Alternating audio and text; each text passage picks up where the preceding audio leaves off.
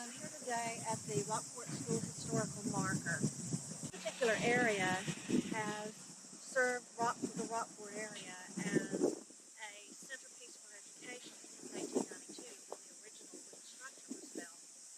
That later burned and then they replaced it with another building during the Depression area as part of the reconstruction.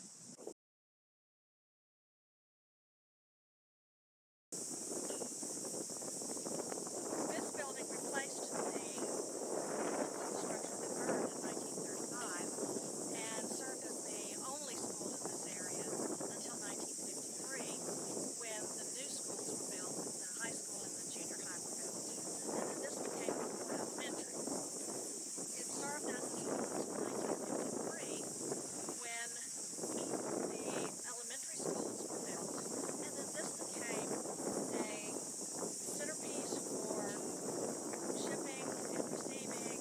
We had the alternative school here. It was a community center where all members from the community could come and use the rooms. And so it still served as a piece of the Aransas County Independent School District, but it was no longer the focal point.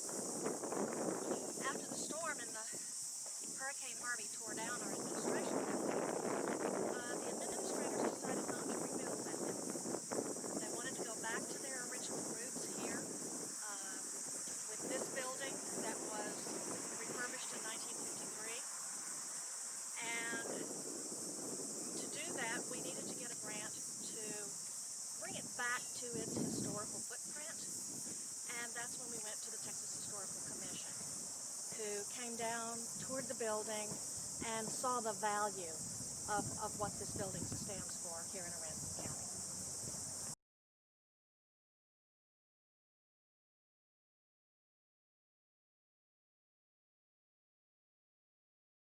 As you can see, we've got construction going on now, but this reconstruction is really going to help us twofold. It's going to help us preserve the historical footprint of this area for everyone in Aransas County, but it's also going to allow us to restore this particular building as the centerpiece of Aransas County ISD life.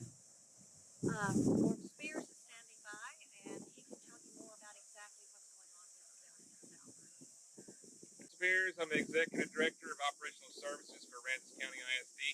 And so our project here is to take this old Rockport School that was made in the 1930s and has been renovated through the last 90 years to make it an admin area.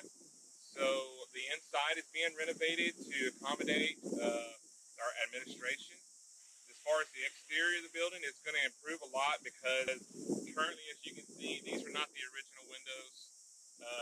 Those air conditioners were never there, of course. We didn't have air conditioning. So those are all going to be removed. We're working with the Historical Commission right now to fast track to get the windows that we want to put in approved. It will be windstorm and hurricane rated windows to protect the building and to protect everything that's inside there. So as far as the exterior, that is the main thing that we're trying to preserve and to try to make it look like it was original. Obviously, we can't go back with wood frames and old thin glass because hurricanes aren't good for that and it doesn't meet code. So that will be a little bit of a difference, but it'll look more close to what it was originally with bronze, aluminum framing and whatnot, that kind of stuff. There's just going to be some improvements made outside. The inside is totally getting renovated and offices are being built in there, but we have a plan to make it look historic or older looking.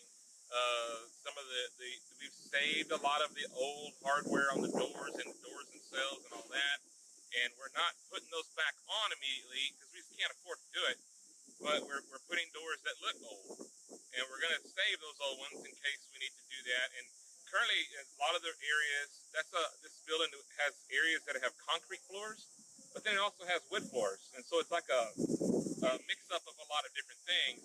And we're going to cover those floors. We're not going to remove them. We're going to cover whatever wood floors that are in there with a luxury vinyl tile, so there'll be a pad and everything. So we're going to basically preserve them, but we're not going to utilize them at this point because it would be a real expensive thing for us to try to repair. Some of the floors are really damaged and some are not. But anyway, when you walk in the building when it's done, it'll have more security than it does now.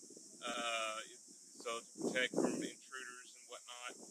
It'll also have in the entrance there by the auditorium. So the auditorium, there's nothing going on in there yet.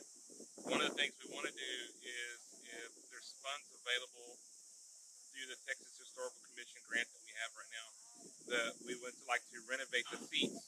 And we did one. The Irwin Seating Company did one for us. They took our seat and they used all the hardware with it. They just replaced the wood and made it look like it was brand new day one. And so we have one as a sample, and we'd like to do that, but that's not as far as the phasing. That's later on when we would do that. But we're trying to keep it in looking like it did originally as much as we can, without just kind of being crazy and just saying, we just don't have the money to do that.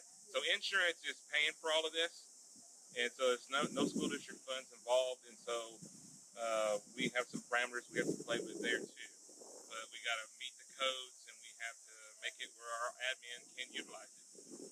So for the most part, that's about it. The beautifying the exterior of the building and all that is something that would be towards the end. Once these guys are done inside here and renovating, then that would be towards the end.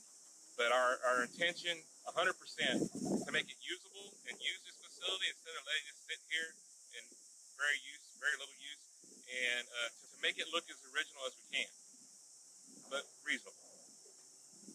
Awesome. Thank you. Okay.